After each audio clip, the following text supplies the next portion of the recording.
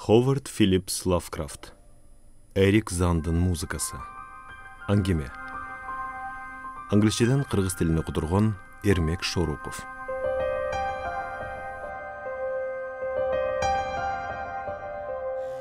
Шаардын картасын кылдаттык менен карап чыксам дагы, Дөзөй көчөсүн кайра таба алган жокмун.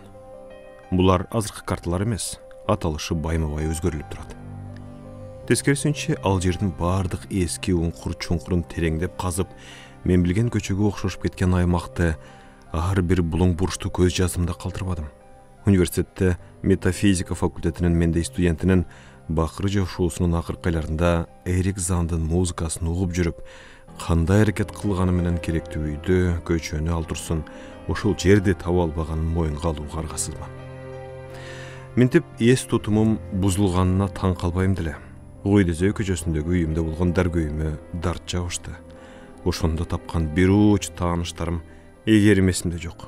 Бирок бул жерде эстей албай жатканым мага кызык гана болбостон, чындап көңүлүмдү зилдетти. Анткени ал жер университеттен жөө басканда жарым сааттык жолдо жайгашып, бир келген кишинин эсинен чыкпагыдай өнтүлөр өзгөчөлүктөрү бар эле. Ал көчөнү көргөн билген адамды жолуктурган жокмун. Бул көчө кара таштан салынган зор көпүрө аркылуу Кара дарыяны кесип өтөт. Бойлото салынган терезелери күңүр тарткан кирпич кампалар жепирейет. Жанындагы ишканалардын түтүнү күндү түбөлүккө жаап салгансып, дайра бою ымырт тартат. Дарыядан урган, мурда кийин мурун искебеген каңырсык жыт бир күнү ал үйдү табууга жардам берер ажып эмес. Көрөрүм менен тааныйм. Көпүрөдөн ары чети тосмолонуп, таман таш төшөлгөн кууш көчөлөр тарамдалат. Бир аз айдөштөнүп барып, Дөзөй көчөсүнө жеткенде дароо тик өйдө тартып кетет. Мен Дөзөй көчөсүндөй мынчалык тар, тик көчөнү көрбөптүрмүн. Көчө деп айтууга ооз барбайт. Жар темеле. Кандай унаа болбосун кире албайт. Жалгыз аяк жолдун айрым жерлеринде тепкичтер салынып, чырмоок баскан бийик дубалга барып такалат. Көчөнүн жалгыз аяк жолу бир кылк эмес. Бирде таш плиталарга алмашылса, кээде таман таш уланып кетет. Ортосунда жалаңкат топурак төшөлгөн жерлеринде сары сойгок чөп чар жер талашат. Чатырлары көккө умсунган, ого эле эски үйлөр артка, алдыга, капталга алдан эмедей кыйшаят.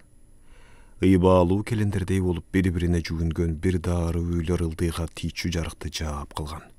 Үйлөрдүн ортосун бириктирген бир нече кууш көпүрөлөр кезешет.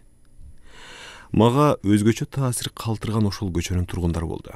Адегенде алардын түнттүгү, көпүрсөздөн алыстыгы бул таасирге дүрмөт бергендей болгон. Бирок кийинчерээк элдин көкшүндөгү себеп деген ойго келдим. Кантип ушул көчөгө байыралуу үчүн келип калганымды билбейм. Бир билгеним, көчүп келгенимде өзүмдө эмес болчумун. Акчанын азарын тартып, алда курдай баш баанек алмаштырууга аргасыз болуп жүрүп, акыры Дөзөй көчөсүндөгү Бландот шалдын тиги Оолжуган үйүнө келдим. Бул үй көчөнүн башына санаганда үчүнчү, баарынан эң бийиги болчу. Менин бөлмөм 5-кабатта. Бул жерде киши байырлаганы ушул гана, калганы дээрлик бош. Көчүп келген түнү уштуланган мансардадан чыккан кызыктай музыканы уктумда, эртеси Бландот карыядан бул тууралуу сурадым. Андан виолада ойногон бул кары немис атын Эрик Занд деп кол койгон кызыктай дудук киши экенин билдим. Кечкисин арзан театр оркестринде иштээрин, үйүнө келгенден кийин түндөсү ойногонду жакшы көргөндүктөн чатырдагы бул бийик очо бөлмөнү атайын тандап алганын, үйдүн көчөнү караган жалгыз терезеси ушул экенин, андан бүткөн дубалдын ары жагынан эңкейиш көрүнүш көрүнөөрүн сөзүнө кыстарып койду. Ошондон тартып, Зандын музыкасын дээрлик түн сайын укчу болдум. Мени уктатпаса да, анын сырдуулугуна арбалган. Искусство өнөрү тууралуу түшүнүгүм аз болгонуна карабастан, анын жаратмаларынын бири дагы мен мурда уга жүргөн музыкага эч кандай тиешеси жок экенине ынандым. Эрик Зандын өзүн өнөрү өзөктүү музыка гении деген тыянак чыгардым. Мен анын музыкасын канчалык көп уксам, ал ошончо жолу мени өзүнүн сыйкыр таасирине чулгап, анын кереметинин алдында бүтүндөй эс дүйнөм менен калкып калчу болдум. Бир жума өткөн соң Абышка менен таанышууга бел байладым.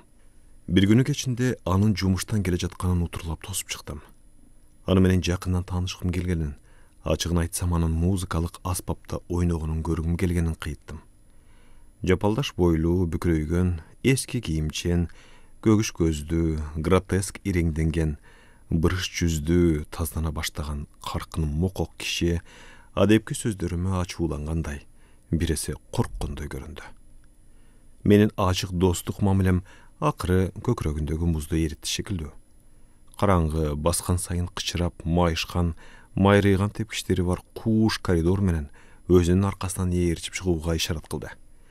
Анын бөлмөсү көчөнүн аягындагы бийик дубалдын үстүнөн салаңдаган төбөсү тик чатырлуу кош бөлмөнүн батыш жагындагысы. Бөлмө бир топ кенен.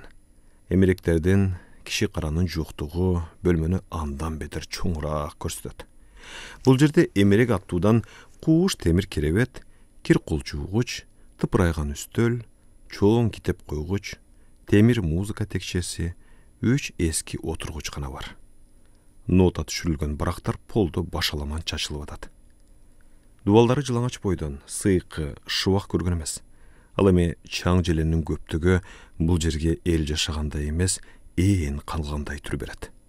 Кыязы Эрик Зандын турак жайды ыңгайлуу, жайлуу күтүү боюнча көз карашы элдики менен төпкөлбөйт окшойт. Дудук карыя мени отур деп ишарат кылып, эшикти жаап, чоң жагач илгичин илип, өзү ала келген шамдан тышкары дагы бир шам күйгүздү. Анан күбө жеген кутусунан виоласын алып чыгып, ыңгайсыз отургучтардын бирине көчүк басты. Ал музыка текчесине кол узаткан жок, эч кандай тандоону сунуш кылбастан эс тутуму менен ойноп атты. Буга чейин мен түк укпаган, өнө боюнан өрөпкүп чыккан обондор менен 1 сааттан ашык сыйкырлады. Музыка дүйнөсү менен иши жок адамга анын табиятын так сүрөттөп берүү мүмкүн эмес.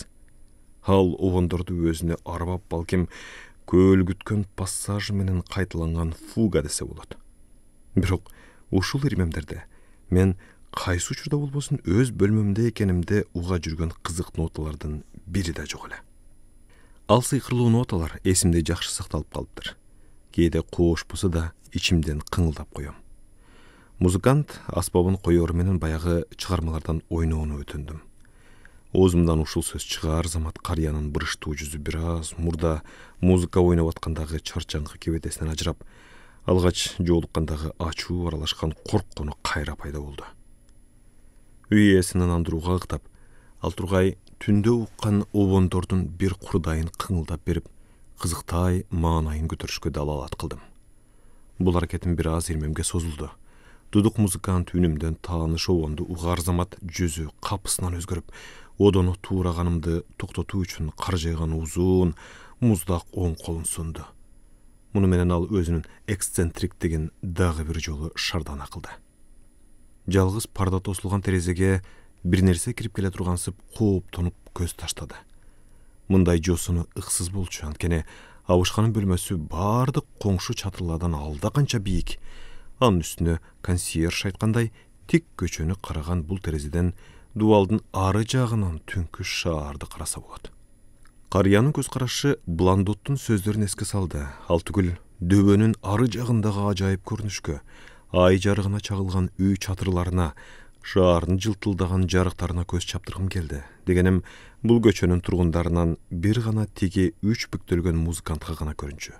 Мен терезени көздөй барып, көзгө комсоо парданы ачайын десем, мурункудан да катуу корккон дудук музыкант кайра жаныма келди да, эшикти көздөй ээкшилтеп, мени кош колдоп албууттана сүйрөп чыгарууга аракет кылды. Үй ээсинин мындай күтүүсүз жоругу мени катуу таарынтты. Колумду кое берүүнү талап кылып, баары бир бул жерден дароо кетем дедим. Колун бошотту. Ачуу аралаш таарыныч кебетемди көргөндө жаалы басаңдай түшкөнсүдө окшойт. Ал бошой түшкөн колун кайра кысты. Болгону бул жолу мени жылуу маанайда отургучка отургузду. Андан соң ой баскан, көңүлү пас маанай менен үстүндөгү кагаздары башаламан чачылып аткан үстөлүнүн жанына барып, Мейнеткеч чет элдик колу менен французча бир нерсе жазууга киришти. Колума карматкан катта орой мамилесине бардаш кылып кечирим сураган мазмун камтылыптыр. Зан карылыктагы кубаштыгын, музыкага, дагы башкага байланыштуу алдан эмеден корку берерин, коёнчук оорусунан жапа чегерин жазган экен. Музыкасын укканым мага жагыптыр. Эксцентриктигине көңүл бурбай, келип турсам көөнү жай алчудай. Бирок ал чоочун кишинин көзүнчө өзүнүн сыйкыр музыкасын ойногондон жаа бою качат. Башкадан да уккусу келбейт. Бөлмөсүндөгү буюмдарга бирөө жарым тийгенин жек көрөт. Өз бөлмөмдө анын ойногонун уга турганымды коридордон сүйлөшкөнгө чейин билбептир. Эгер Бландотко айтып, түндөсү аспабынын үнү жетпеген алыскы кабатка көчүп кетсе, менин буга кандай карай турганымды сураптыр. Ижара акысындагы айырманы өзү төлөөгө даяр экендигин жазыптыр. Иттин шыйрагындай болгон кол жазмасын шкаалап окуп атып, курган абышкага андан 5 бетер ыкыласым артты. Алда мен сыяктуу эле жан оорунун курмандыгы болгон экен. Метафизикага болгон ышкым мени көп жагынан сабырдуу, боорукер болууга үйрөттү. Кулак мурун кескендей жымжырттыкта күтүлбөгөн жерден терезе жактан акырын чыккан добуш угулду. Кыязы түнкү шамалда терезенин капкагы кычырады окшойт. Мен да эмнегедир эрик занчасынан эрксизден калтырап кеттим. Анын кол жазмасын окуп бүткөн соң экөөбүз достордой кол алыша коштоштук. Эртеси күнү Бландот 3-чү кабаттагы улгайган сүткордун батирлери менен кадыр барктуу эмрек устанын бөлмөсүнүн ортосундагы кымбатыраак бөлмөсүн мага берди. 4-чү кабатта жан киши жок болчу. Зандын мага болгон ынтызарлыгы мени 5-чи кабаттан ылдыйга көчүүгө шкактап ичүүдөй күчтүү эмес экендигине көп өтпөй көзүм жетти. Ал мени чакырган жок. Бир ирет өзүм барсам, эмнегедир ыңгайсызданып, көңүл кош ойногону көрүнүп турду. Ага түнкүсүн гана жолугууга мүмкүн болчу. Күндүз уктап, эч кимди киргизчү эмес. Чатырдагы бөлмөдөн чыккан сыйкырдуу музыка мени кызыктырып, арбаган менен занга болгон ыкыласым адепкидей болбой калды. Ошол терезеден дубалдын үстүнөн карап, эңкейиштен көрүнбөгөн ылдыйдагы үйлөрдүн жалтыраган чатырларын, чиркөө мунараларын көрөм деген каалоо көкүрөгүмө батпайт. Бир ирет күндүз Зан театрда жүргөндө чатырдагы бөлмөсүнө барсам, эшиги кулпуланып экен. Иришип атып, ийгиликке жеткеним дудук абышканын түндөгү ойногонун тымызын уга бердим. А дегенде мурунку 5-чи кабатыма бутумдун учу менен чыгып барып, ал жерден кайратымды бер жыйнап, кычыраган тепкичтер менен чатырдагы үйгө көтөрүлчүмүн. Кууш залда ачкычтын тешиги атайын тыгын менен бүтөлгөн жабык эшиктин алдында кандайдыр бир түшүнүксүз кереметке күбө болуп, белгисиз, биресе купуя коркунучка толгон үндөрдү көп уктум. Анын үстүнө бул үндөр жагымсыз же андан да коркунучтуу деп айтууга болбойт, жок. Алар жер шарында кездешпеген толкундарды элестетип, айрым учурда бир гана музыкант ойной албаган чыныгы симфониялык үндөй сезилди мага. Албетте, Эрик Зан жапайы күчтүн гении экенинде талаш жок. Улам жумалар өткөн сайын анын музыкасы ооздук талмак түгүл, оргуштап, өзү болсо көз көрүнө, бетинин чүкөсү чыгып, ичим тап болуп кетти. Ал мени каалаган убакта киргизбей, тепкичте жолуккан сайын менден каччу болду. Анан бир күнү кечинде адатымча эшигинин алдында туруп, виоланын башаламан чаңырган үнүн эшиттим. Кыямат кайымдын өзү. Мазмундан алыс, катуу корккондо же кыйноо учурунда дудуктан гана чыга турган мыңгыраган үндөрдү угуп, коркунучтуу түш же чындап болуп аткандыгын айырмалай албай башым маң. Эшикти кайра каксам да жооп болгон жок. Ошондон соң курган музыканттын отуруучуга өбөктөй жерден туруп жаткан алсыз шыбыртын укканга чейин караңгы коридордо үшүп коркуп калтырап күтүп турдум. Ал капысынан кармаган талмасынан жаңы эле өзүнө келди деген ойдо такылдата бердим. Угуп калабы деген үмүттө атымды да айта бердим. Зандын терезени көздөй баратып сүрдүккөнүн, алдастап жатып, пардасын терезенин капкагы менен кошо жаап, кайра эшикке жүткүнгөнүн. Мени киргизгенге шашпастан ыргылжың було эшикти ачканын уктум. Бул жолкусунда менин келгениме жүзү таамылжый түштү. Энесинин этегин кармаган баладай пальтомду этиктеп калды. Бүткөн бою аянычтуу калтыраган абышка мени колуман тартып отургучка отургузуп, өзү жаныма көчүк басты. Аяк жагында виоласы менен кылдуу таякчасы жатат. Ал бир азга кыймылсыз отурду. Таң калыштуу түрдө башын ийкилейт. Ошол эле учурда бир нерсени кунт коюп, берилип угуп атканы көрүнүп турат. Акыры бир нерсеге ыраазы болду окшойт, тынчыгансыды. Үстөл чекесиндеги отургучка барып, кыскача бир чиймелеп мага сунду да кайра үстөлгө келип шыпылдатып жаза баштады. Чиймеленген катта менден кечирим сураптыр. Менин кызыкчылыгым үчүн немис тилинде жазылып аткан кийинки катты бүткүчө айрылай турушумду өтүнгөн экен. Анда ушуга чейин аны кыйнаган бардык ажайып кереметтерди, кыйноолорду айтып берет. Күтүп турдум. Дудуктун калеми кайкып сызып учат. Бир саат өттүбү, жокпу билбейм. Кары музыканттын күйүп жанып жазылган баракчалары үйүлө баштаганда Зандын капыстан катуу селт эткенин байкадым. Аңгыча ал парда тартылган терезени тиктеп, ошол эле учурда өнө бою калтырап турганын көрдүм. Ошол ирмемде кандайдыр бир үндү кулагым чалгандай болду. Чынында анчалык корко турган үн эмес болчу. Тескерисинче коңшу үйлөрдүн биринде музыкант ойногон же такыр көрө албай жүргөн бийик дубалдын ары жагында тээ түпкүрдөн чыккан музыка нотасы. Бул үн Зандын өзүнө чындап эле үрөй учурарлык таасир этип, калеми колунан тайып кетти. Дароо тура калды. Виоласын колуна алып, терезенин ары жагындагы түн караңгысын жарчудай жапайы үндөрдү чыгара баштады. Кире албай эшигинин алдында тыңшагандан башка мындайды өмүрүмдө уккан эмесмин. Ошол коркунучтуу түндөгү Эрик Зандын ойногонун сүрөттөп берүү мүмкүн эмес. Башымдан өткөн окуялардын бири дагы мынчалык эсимди чыгарган эмес. Анын үстүнө бул жолу музыканттын жүзүн даана көрдүм. Катуу корккондуктан изи турат.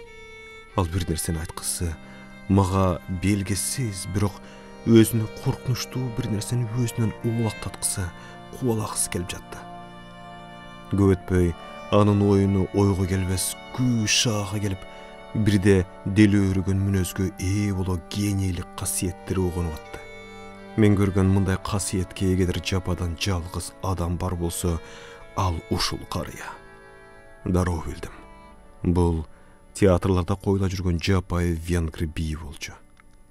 Зан башка композитордун чыгармасын мен уккандан алгач рет ойноп атат деп ичимден ой жоруп койдум.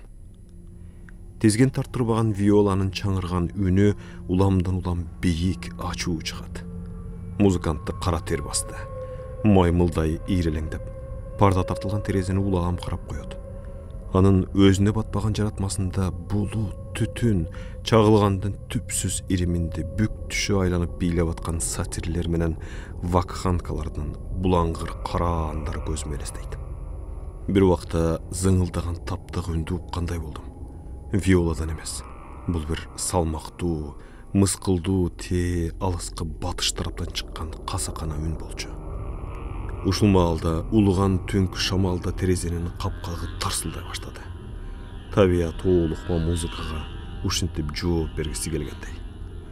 Зандын ачай кырык салган виоласы өзүнөн үн чыгарат деген ой келбептир. Капка кандан бетер катуу калдырттап, бир кезде ачылып кетип, терезени уруулап кирди. Ошондо тынымсыз соккудан айнек чатырап сынып, аркыраган ызгаар шамал, шамдардын жалынын бир жапырып өтүп, Зан жан кыйнаган купуя сырын ачмакчы болгон үстөл үстүндөгү барактарды учуруп буй кылды. Занды карасам көз карашы аң сезимден таза эле ажырап калган экен. Көгүш көздөрү шишип чыгыптыр, айнектей тунарып көрбөй калган. Ал эми шаулдаган музыка, бир дагы кыл калем сыпаттай алгыс сокур, кур кайталанма, таанылгыс оргияга айланды. Капыстан мурдагыдан да катуу соккон шамал кол жазманы терезени көздөй алып жөнөдү. Барактардын аркасынан тап койдум. Бирок алар сынган терезеден учуп кетип, түнгө сиңип жок болду. Ошондо ошол терезеден дубалдын ары жагындагы эңкейиштен шаар көрүнүп турган Гүйдөзөй көчөсүндөгү жалгыз терезеден сыртты көргүм келгени эсиме түштү. Көзгө сайса көрүнгүс ныл караңгы болсо дагы, шаардын жарыктары дайыма күйүп турат. Мен аларды шамал аралаш жаанда да көрөм деп күткөм. Шамдар үлпүлдөп, жаа бербеген виола түнкү шамалга кошул ташыл улуп атканда, ошол эң бийик терезеден карасам, ылдыйдагы созулган шаар түгүл, көчөлөрдөгү жымыңдаган жарыктарды да көрө алганым жок. Болгону бүдөмөк кыймыл, музыка гана бийлеген көөдөй караңгылык менен чексиз аалам созулат. Жердеги жашоомдун бири дагы жок. Ошол жерде үрөйүм учкан тийди карап турганымда кайра соккон тилезар шамал эки шамды тең жалп этти. Ал эми мен туташ караңгылыкка чулганып калдым. Алдымда чексиз башаламандык, кыямат кайым жанданып аткандай, артымдан виоланын азгырык үнүн эштим. Эрксизден артка кетенчиктедим. Жарыкты кайра күйгүзө албай, бирде үстөлгө урунуп, отургучка чалынып кетип атып, акыры караңгылык музыканын азыткы үндөрүнө тогошкон жерине жеттим. Кандай күчкө бет келбейин, жок дегенде өзүмдү эрик занды сактап калууга аракет кылам. Бир кезде жумшак, ичирткенкен нерсе тийгенсиде кыйкырып жибердим. Бирок кыйкырыгымды ошол тозок виоланын үнү басып кетти. Көөдөй караңгынын ичинен мүрүмө тийген кылдуу таякчанын учу чыгып турганын көрүп, музыкантка жакын турганымды билдим. Сыйпалган бойдон алдыга жыла бердим. Отургучтун жөлөңгүчүнө колум тийди. Карыяны эсине келтирейин деген ойдо ийининен силкилдеттим. Ал жооп берген жок. Ал эми эргиген виола тынымсыз ойной берди. Шылкылдап ийкегилеген башын токтотмокчу болуп, колумду алып барып, түнкү албарстылардан качышыбыз керек деп кулак түбүнө кыйкырдым. Бирок ал да жооп бербей, жаалданган музыка да басылбады. Чатырдагы түнкү бурганак бийге түшүп жаткандай жойлоп жүрдү. Колум карыянын кулагына тиер менен денем эрксизден дүр эте түштү. Кыймылсыз денеси таштай муздак, дем алганы билинбейт. Айнектей көздөрү боштукту тиктейт. Кандайдыр бир керемет менен эшиктин чоң жыгач бекитмесин табар менен чукул четке тарттым да, көөдөй караңгыдагы айнек көздүү немеден ан сайын жааган жаан өксүгөр виоланын өкүрүгүнөн качыш үчүн башым оогон жакка атырылдым. Караңгы үйдүн чексиз тепкичтеринен секирип чыгып, үйлөрү кыйшайган байыркы тик көчөлөрдү аңыртка чаап бараттым. Каңырсык жыттуу жээктеги таман таш көчөдө такамды тыкылдаткан бойдон улаам сүрдүгүп, энтиккенимден дем жетпей, таш көпүрдөн өтүп, алда канча кеңири, жайык, мага тааныш көчөлөрдө гүл бактарды көздөй башмалдек аттым. Мунун бардыгы көңүлүмдө калган коркунучтуу таасирлер. Анда үлп эткен жел жок, толгон ай төбөдө, шаардын жарыктары жымыңдап турган эсимде. Канчалык кылдаттык менен издеп, иликтегениме карабастан, Гүйдөзөй көчөсүн таба алган жокмун.